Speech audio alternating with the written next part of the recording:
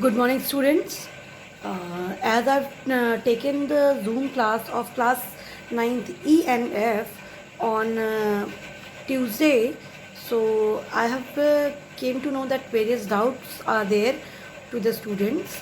So I am here with some of the doubts, which were mainly, if I have left out some doubts, please tell me again. I'll make the video again. Okay? These are the doubts which I remember the students were asking again and again to me.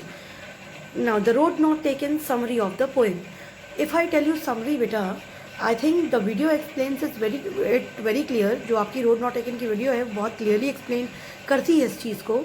लेकिन again I am saying you, again I am explaining you that basically अगर मैं आपसे 2 या 3 words में बात करूँ, 2 या 3 sentences में बात करूँ, the road not taken summary, ठीक है? The title is itself not complete. The road not taken. ठीक है? That means which is the road not taken? The road not taken by whom? The road not taken by author, poet, or the road not taken by the people who were traveling on the other road. ठीक है? So actually the poem, the title is also incomplete. You have to complete the title. ठीक है? So summary of this poem is the road not taken.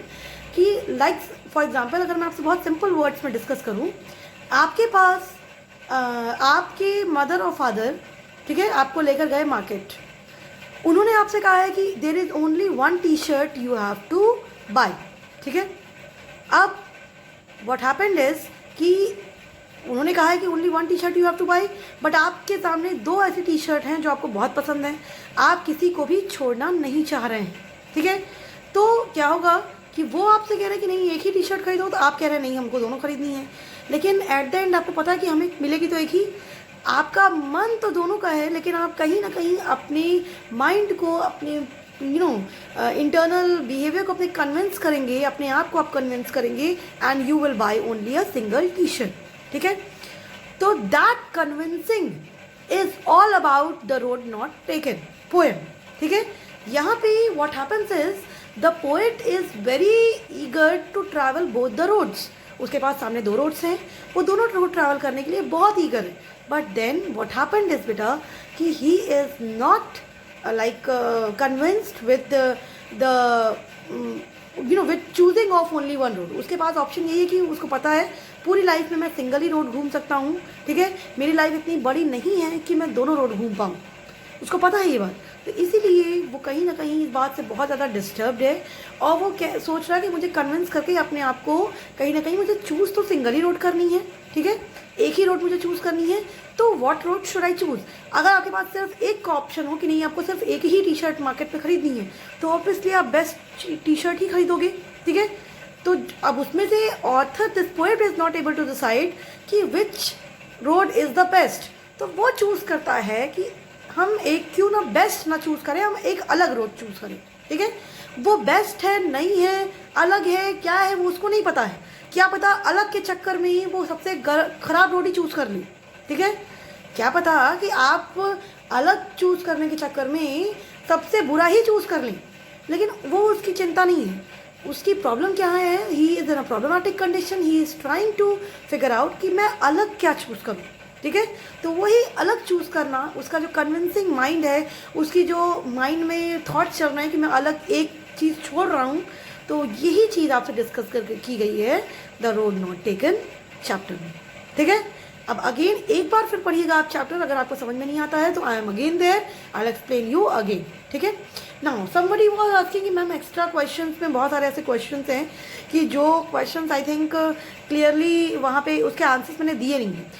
ठीक है, मैंने आपको सिर्फ NCERT questions के आंसर दिए हैं. Extra questions of the chapter the road not taken, the lost child.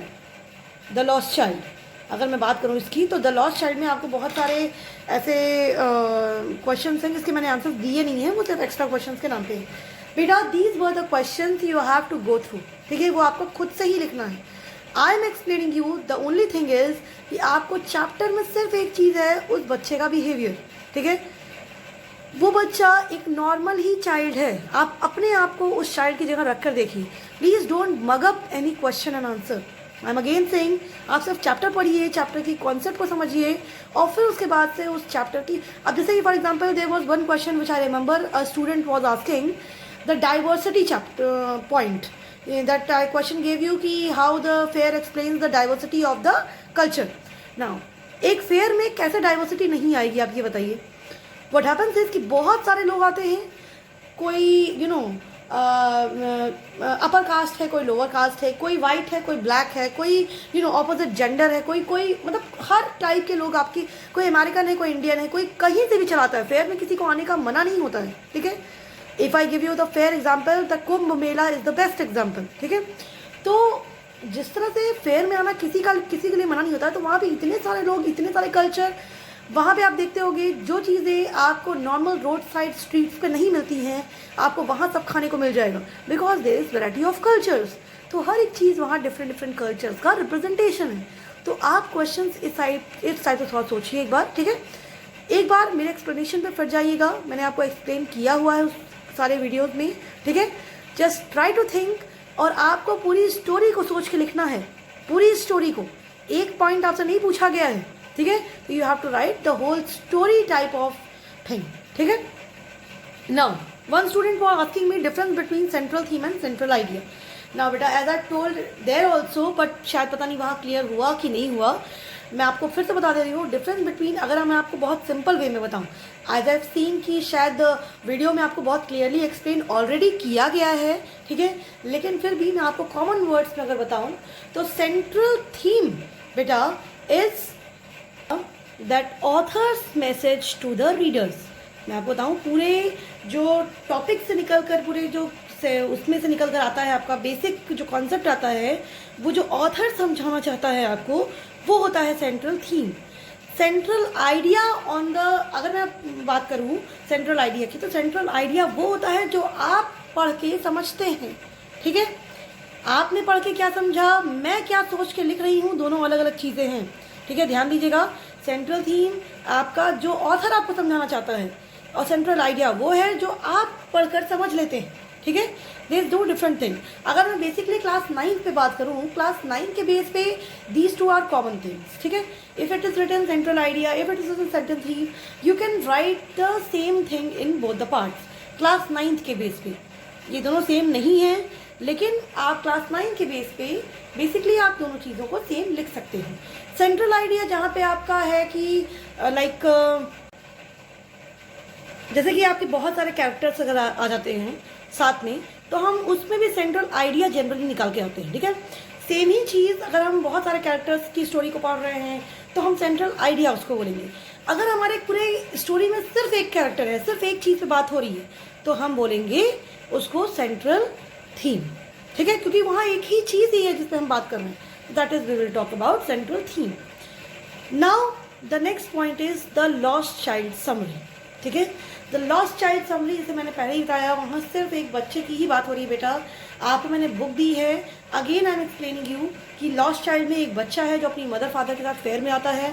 पहले उसको बहुत सारी चीज़ें चाहिए होती हैं, लेकिन after that when he went after he get to know कि फादर और मदर अब उसके साथ नहीं है, then he realizes that how important father and mother are for him, ठीक है। There is nothing else which is important for him except father and mother. That is the main summary of the lost child. ठीक है? Now, if any question by mistake I have left the doubts, especially the section E and F, I have taken your class. ठीक है? तो if I have left any question or other sections also, I am not taking any single section. If other sections also, if I have left out any point which you have not understood earlier, please send it and I'll just tell you the answers. I'll make a video for that. Every Zoom class we will discuss the questions. Thank you.